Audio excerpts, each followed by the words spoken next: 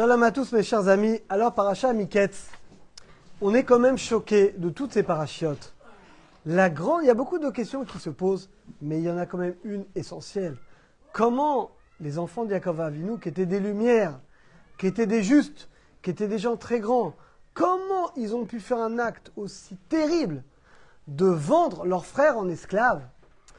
Il dit le Shlach Kadosh, il dit c'est pas possible. Même prenez le plus rachat que vous connaissez, le plus tordu. Il n'oserait pas faire ça. Tu vends ton propre frère, même s'il y a de la jalousie, d'accord. Mais jusque-là, tu vas le vendre. Et où tu vas le vendre? Dans l'endroit le plus dangereux, le plus impur. En fait, ça passe pas. Et on va voir une raison qui est connue, et on va voir une raison plus cachée qui va permettre de comprendre de manière plus profonde comment ils ont pu faire ça et quel était le but de cette vente. Le pshat, le sens littéral, je pense que vous l'avez tous déjà entendu, ils ont eu peur que quoi? Qu'il y ait un tri. De même qu'Abraham, il a eu deux enfants. Il y a eu Ishmaël et Yitzhak. Ishmaël, il dégage, il est hors jeu. Et le peuple d'Israël va descendre que de Yitzhak. Yitzhak, il a deux enfants. Esav et Yaakov. Esav, il dégage, il est hors jeu. Et finalement, ça va passer que maintenant par Yaakov. Et bien pareil, Yaakov, il a 12 enfants. Il y a le Yosef, le tzaddik, et là il y a un problème, parce que Yaakov, il lui fait une tunique, etc.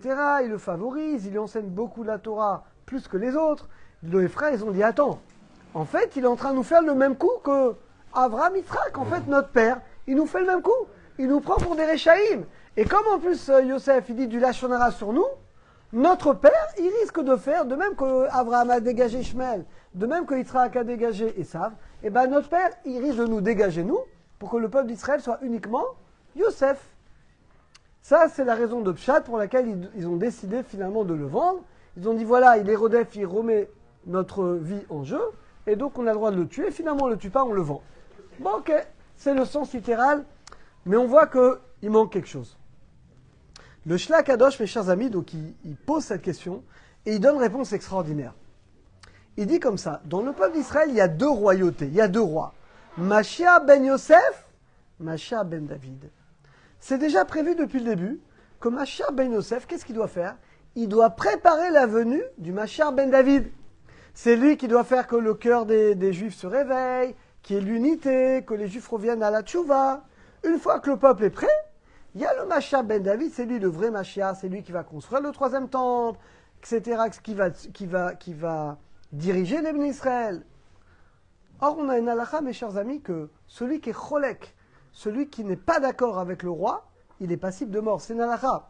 Parce que le roi, il représente Akadosh Baruch Hu. Le roi, c'est lui qui impose le respect, l'accomplissement de la Torah. Donc, si quelqu'un n'écoute pas l'ordre du roi, il est passible de mort. Et là, les rêves de Yosef sont très graves. Pourquoi ils sont très graves? Qu'est-ce qu'il veut leur dire à travers tous ces rêves? Les deux rêves qu'il a fait. À chaque fois, la gerbe de Yosef, il se met debout et toutes les autres gerbes se prosternent. En fait, qu'est-ce qu'il veut montrer Yosef? Que qui est le roi? C'est pas Yehuda. Yehuda, c'est lui le roi. Machia ben David, il descend de Yehuda. Yosef, il veut montrer que c'est lui le roi. Le deuxième rêve, encore pire avec les étoiles. Toutes les étoiles vont se prosterner devant lui. En fait, ils ont compris, les frères, et ce qui était vrai, ils ont compris que Yosef, il fait des rêves et il se prend pour le roi. Il fait des rêves en plus qu'on l'air vrai, qu'on l'air de prophétie, où il montre que le roi, c'est pas Yehuda, c'est lui-même. Et là, les frères ont dit, mais attends, t'es passible de mort. Comment tu peux revendiquer d'être le roi? Tu sais bien que, n'oubliez pas, bien que la Torah n'est pas encore donnée, mais il y avait des traditions, on voit bien que Yehuda, tout le monde sait que c'est le roi. D'ailleurs, Yaakov a suspecté Yehuda d'avoir vendu Yosef, parce qu'il dit Yehuda c'est le roi, donc quand il prend une décision, les autres l'écoutent.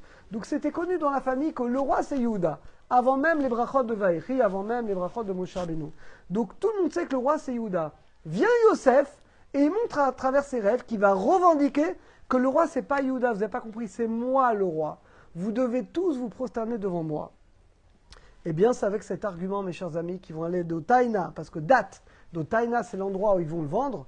Ils vont prendre le date, ils vont faire un Sanhedrin, ils vont faire un Beddin, et tout le monde est d'accord, même les copains de Yosef, même les enfants de Bila et de Zilpa, qui sont très copains avec Yosef, ils reconnaissent qu'effectivement, on a une mitzvah, on a l'obligation de le tuer, parce qu'il remet en question le Mashiach ben David, la royauté des Yehuda. Or c'est une halakha, c'est la raison pour laquelle ils sont unanimes, même ceux qui aiment Yosef, même ceux qui sont amis avec lui, ils vont trancher que finalement, Yosef mérite la peine de mort, mais on va lui faire une tova, on ne va pas le tuer, on va finalement le vendre parce que c'est quand même notre frère.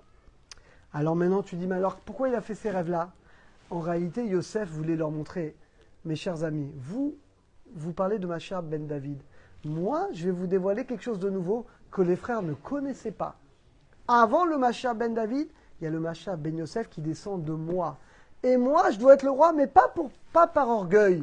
Pas comme vous pensez, les frères, que pour m'approprier la royauté. Non, je dois être le roi pour préparer le Mashiach ben David qui va descendre de mon frère Yehuda. Et ça, les frères ne l'ont pas compris. Ils n'ont peut-être pas voulu le comprendre. Ils n'ont pas peut-être été prêts à écouter ce chidouche qui a été dévoilé à Yosef. Et c'est ça, mes chers amis, la raison profonde pour laquelle les frères, tous les frères, à l'unanimité, même ceux qui aimaient Yosef, c'était pas que Shimon et Lévi, même les autres, tout le monde était d'accord qu'il méritait la peine de mort. Et finalement, ils l'ont vendu. Et plus profondément, mes chers amis, au-delà de ces deux réponses, bien entendu, c'est là le dessein d'Hachem qui se dessine, comme dit Rashi, Chevron, pour celui qui a enterré à Chevron, Abraham, Hachem avait annoncé à Abraham qu'on allait partir 400 ans en esclavage. Finalement, on va rester 210 ans Redou. Il leur dit, descendez, on va rester 210 ans en Égypte. Donc profondément, toute cette histoire qui est complètement incroyable, elle est organisée par le Maître du Monde pour provoquer la descente en Égypte et toute la suite. Et d'ailleurs, la preuve qu'Hachem était d'accord avec eux dans le principe, c'est écrit qu'ils ont uni la Shrina avec eux. Ils étaient 9. N'oubliez pas que Yosef, ils l'ont vendu. Benjamin n'était pas encore né, en tout cas, il est tout petit. Donc ils étaient 9. Ils ont associé la Shrina, la présence divine. Ils ont associé avec eux la présence divine qui était a priori d'accord pour cette décision. Vous vous rendez compte d'associer Dieu dans le Beddin?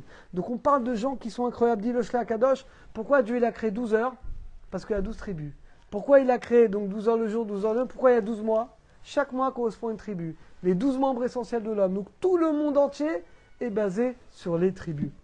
Eh bien on a compris, mes chers amis, on a compris. En tout cas, il faut savoir que le Ramban, il dit que la racine de tous les exils, comme ça il dit, c'est la faute de la vente de Yosef.